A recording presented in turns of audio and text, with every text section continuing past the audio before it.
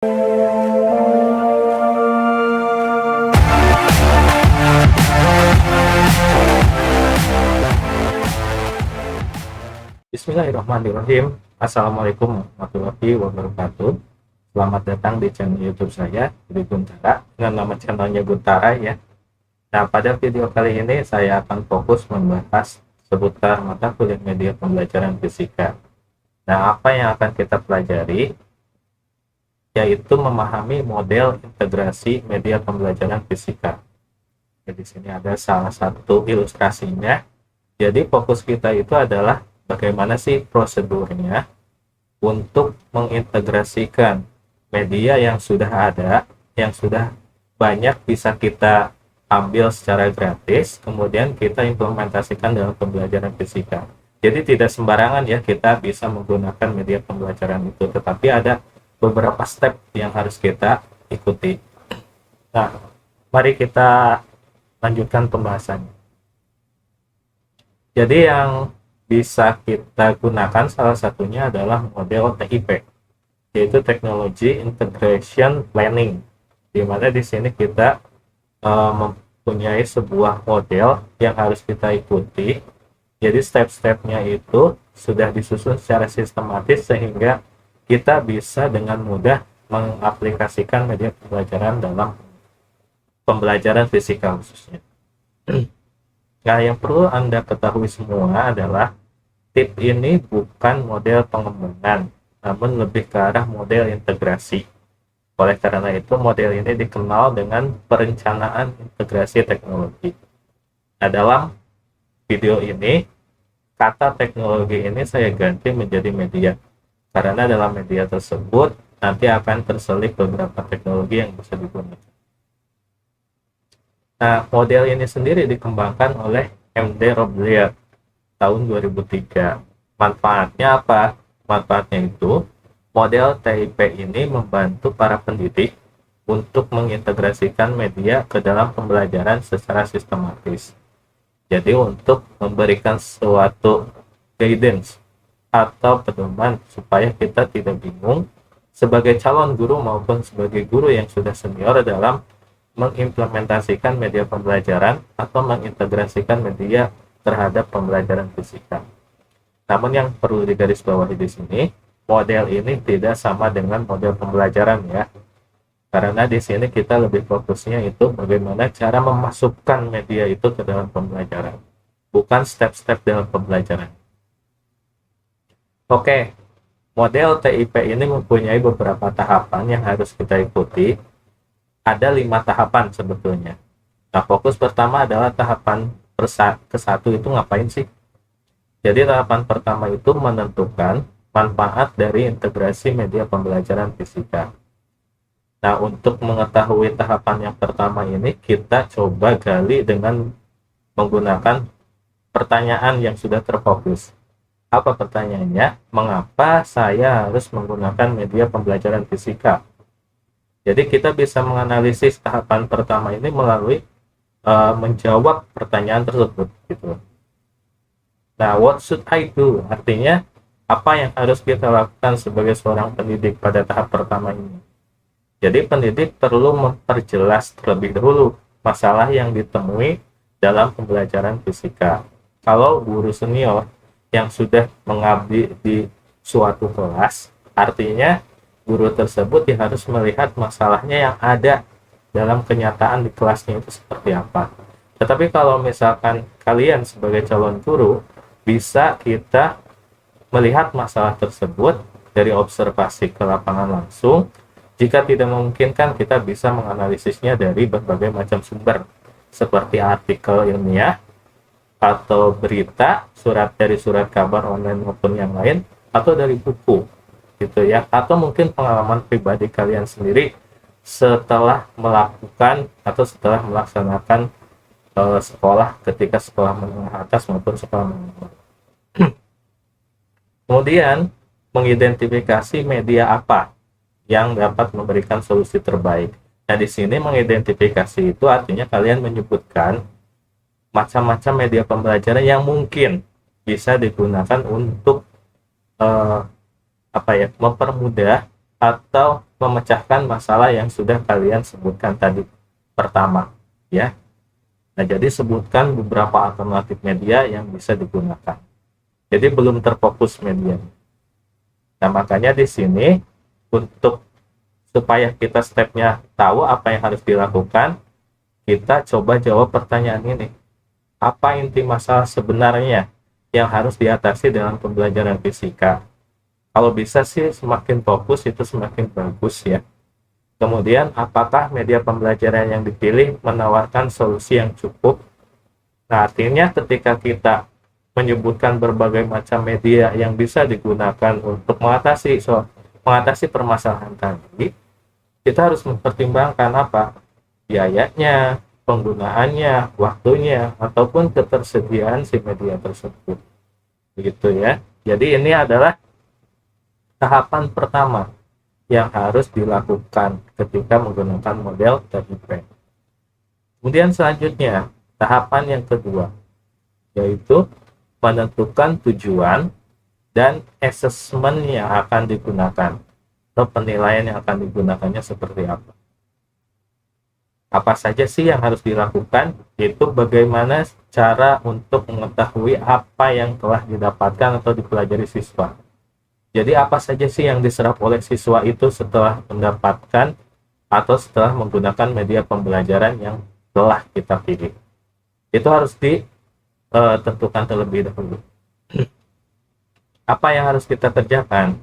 Pendidik itu harus menentukan outcome-nya atau tujuan yang hendak dicapai ketika mengintegrasikan media tersebut. Nah, di sini serta menentukan asesmen yang akan dilakukan. Asesmen ini digunakan untuk melihat ketika kita sudah menentukan tujuan, apakah tujuan kita tercapai atau tidak. Hal tersebut harus diukur dengan menggunakan asesmen. Oleh karena itu, yang harus kita tentukan adalah hasil apa yang diharapkan setelah melakukan pembelajaran yang mengintegrasikan media. Outcome-nya apa? Titik keberhasilannya itu apa? Titik keberhasilan ini bisa dilihat dari dimensi kognitif, afektif, maupun psikomotor. Bebas ya. Kemudian apa cara terbaik untuk mengukur outcome tersebut? Jadi setiap dimensi tadi itu kan perlu jenis assessment sendiri ya. Artinya tidak semua assessment bisa digunakan untuk mengukur semua. Tidak bisa, tetapi harus fokus.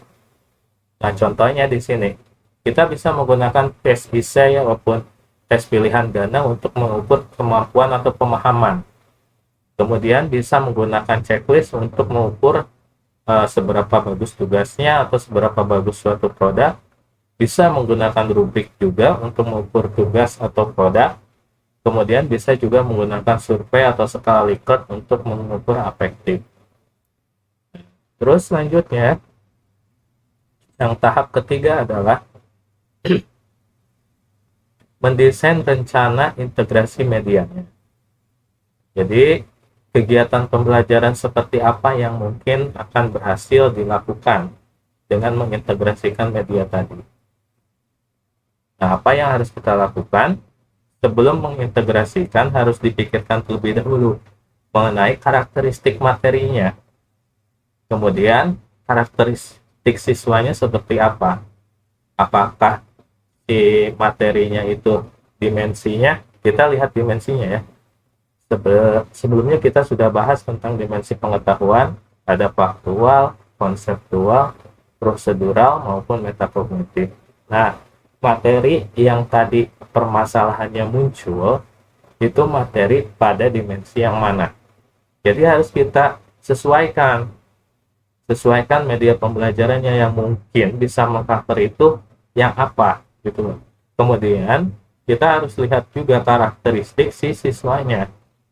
Bagaimana siswanya? Apakah sudah bisa menggunakan teknologi? Apakah kecenderungan semua siswanya itu gaptek atau gegap teknologi? Jadi harus kita lihat. Terus dari sisi psikologisnya gimana? Apakah dia sudah mencapai tahap praoperasional atau sudah operasional formal? Itu harus kita lihat. Jadi tidak sembarangan ya. Makanya di sini bisa kita lakukan dengan menjawab pertanyaan. Ada 3 ya. Metode pembelajaran apa yang diperlukan untuk mencapai tujuan pembelajaran tadi. Jadi kita harus tentukan nih, ketika kita akan masuk ke kelas, kalau memang ada suatu permasalahan dan kita membutuhkan media, kita harus merencanakan terlebih dahulu. Caranya bagaimana untuk memasukkan media tersebut. Nah, cara ini disebutnya sebagai metode pembelajaran. Ya. Nah, metode pembelajaran apa yang perlu digunakan untuk mencapai tujuan tersebut? Kita harus pilih banyak metode pembelajaran ya. Ada metode pembelajaran ceramah, demonstrasi, dan lain sebagainya. Bisa diskusi ya. Disesuaikan supaya si media tersebut bisa digunakan gitu. Artinya punya perannya sendiri, bukan gurunya masih berperan banyak tetapi medianya tidak ada sama sekali. Kemudian yang kedua, bagaimana karakteristik media yang dapat mendukung metode pembelajaran dengan baik. Artinya, tadi pada tahap pertama kita diminta untuk menyebutkan alternatif beberapa media yang bisa digunakan.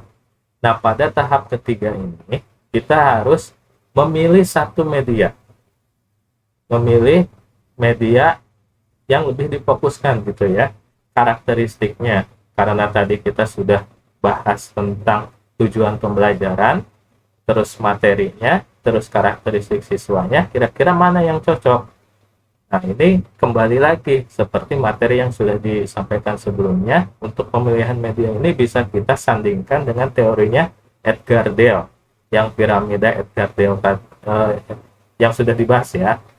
Nah, jadi disesuaikan kira-kira media seperti apa yang bisa mengcover kemampuan ini, kemudian apa materinya yang seperti apa gitu ya. Jadi harus disesuaikan. Kemudian yang ketiga, bagaimana cara saya supaya siswa dapat menggunakan media tersebut. Artinya, kita dalam menentukan suatu media itu ya harus bisa digunakan oleh siswanya. Jangan sampai siswanya tidak bisa sama sekali, tidak bisa memahami medianya seperti apa. Jadi, untuk menentukan media itu bukan masalah kecanggihan teknologinya, tetapi apakah media tersebut memang bermanfaat dalam pembelajaran. Itu esensi dalam penggunaan media ya. Bukan kecanggihannya, tetapi kita fokus pada masalahnya. Memecahkan masalah dengan menggunakan media tersebut. Jadi jangan sampai ada masalah ditambah media malah tambah masalah. Oke, tahap keempat yaitu menyiapkan lingkungan pembelajarannya. Tadi unsur-unsurnya sudah dipenuhi. Nah, tinggal lingkungannya itu harus seperti apa. Apakah kondisi lingkungan pembelajaran sudah memadai untuk mengintegrasikan media? Apa yang harus dilakukan? Jadi pendidik harus meninjau terlebih dahulu kesiapan lingkungannya.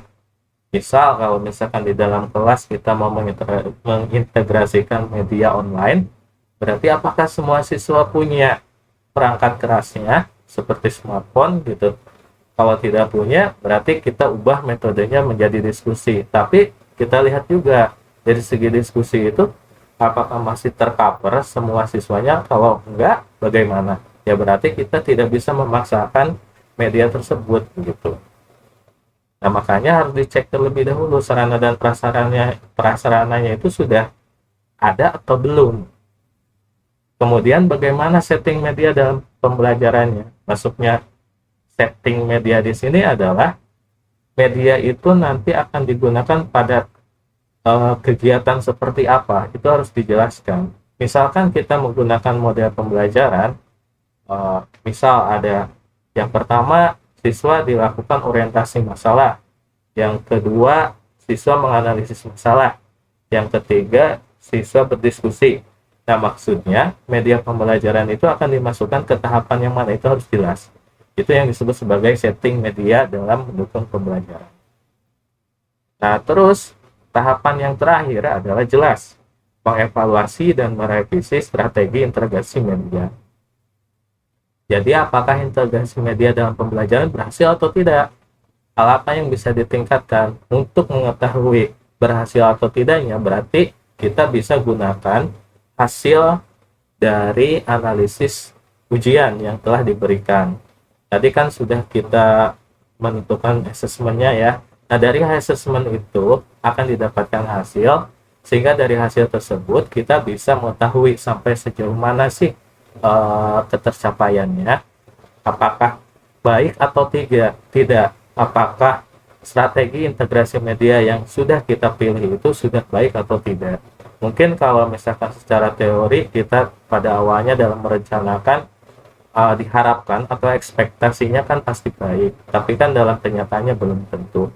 Nah, maksudnya di sini adalah gunanya untuk mengevaluasi diri kita pribadi dan mengevaluasi supaya nanti hasil ini bisa disebarkan ke teman-teman guru yang lain, memberikan informasi supaya mereka itu bisa meniru kita kalau misalkan hasilnya baik, tapi kalau hasilnya tidak baik mereka bisa merevisinya. Nah, kemudian bisa juga setelah dilakukan ujian atau assessment tadi, kita bisa menggali informasi tambahan dengan cara mewawancari siswanya. Nah, terus dari hasil analisis tadi, kita juga dituntut untuk dapat memberikan saran-saran. Jadi hal apa saja yang dapat ditingkatkan supaya media dapat bekerja lebih baik, gitu ya. Artinya ya kita saling sharing informasi supaya apa yang telah kita lakukan itu bisa ditiru orang lain jika itu memang baik, gitu ya. Nah, kurang lebih tadi dari penjelasan yang sudah secara detail saya jelaskan, sebetulnya kesimpulannya model TIP ini ada 5 tahapan. Yang pertama, menentukan manfaat dari penggunaan media pembelajaran. Kemudian yang kedua itu adalah menentukan tujuan dan asesmennya. Kemudian yang ketiga itu adalah merencanakan strategi integrasinya. Kemudian menyiapkan lingkungan pembelajaran. Dan yang terakhir adalah mengevaluasi. Nah, di mana di tahap 2, 3, dan 4 ini kita bisa melakukan siklus. Jadi kalau belum sempurna, kita bisa muter aja di sini. Kita tentukan fase 2, terus tahap ketiga, fase keempat. Kalau misalkan dirasa kurang, muter lagi ke tahap 2, balik lagi ke 3 dan keempat. Kalau misalkan sudah selesai, di sini bisa langsung dievaluasi. Jadi setelah dari evaluasi ternyata masih ini, mau diuji coba lagi boleh, diputar lagi di sini. Gitu ya. Nah, kurang lebih untuk penjelasannya seperti ini. Kita lanjutkan pada penugasannya supaya kalian paham dalam melakukan model TIP ini seperti apa. Nah, untuk tugasnya sendiri, di sini saya sudah membuatkan form, di mana tugas pertemuan 5 implementasi model teknologi integration planning ya, TIP. Nah, kalian harus mengisi namanya siapa, NIM-nya siapa, kelasnya tinggal dipilih A 2020 atau B 2020. Di sini sudah ada perintahnya sebetulnya. Silakan Anda isi kotak yang berisi tulisan merah. Jadi yang tulisan merahnya ini nanti kalian hapus, isi dengan pemahaman kalian. Ya, isi dengan penjelasan kalian sesuai dengan pemahamannya masing-masing. Apa yang harus kalian lakukan adalah kalian harus melaksanakan tahapan model TIP ini ya, dengan memilih suatu permasalahan tertentu. Namun tahapannya hanya sampai 4 karena yang kelima itu kan memang harus diimplementasikan baru kita tahu ya bisa mengevaluasi dan merevisinya. Jadi kita cukupkan sampai tahap 4.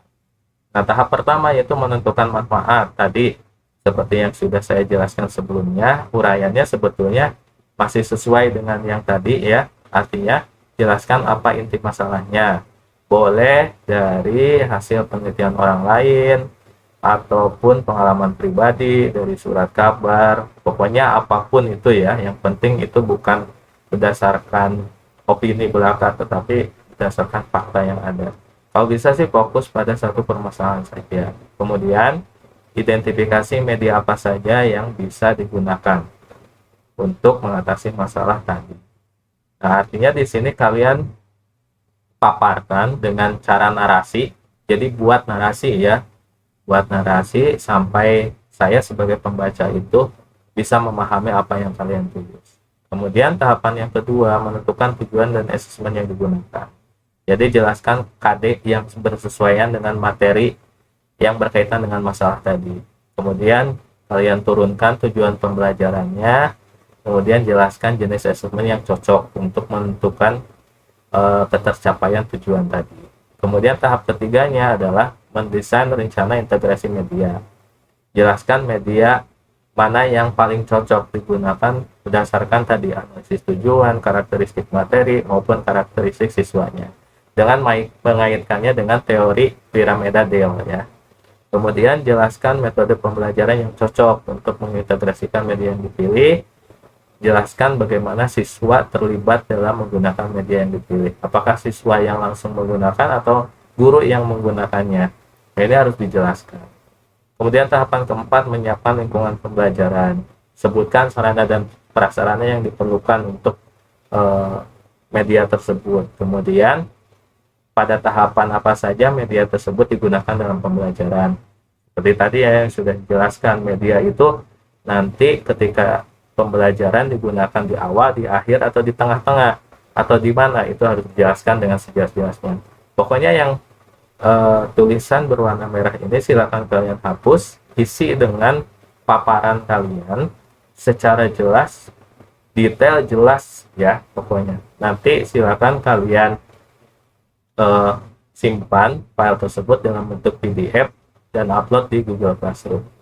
Oke, mungkin sekian saja untuk video kali ini berkaitan dengan model teknologi integration planning. Nanti kita akan lanjutkan dengan video selanjutnya masih berkaitan dengan media pembelajaran fisika. Tetap semangat dan mudah-mudahan ilmu ini bisa bermanfaat untuk kita semua. Amin. Oke, bye-bye. Sampai ketemu video selanjutnya.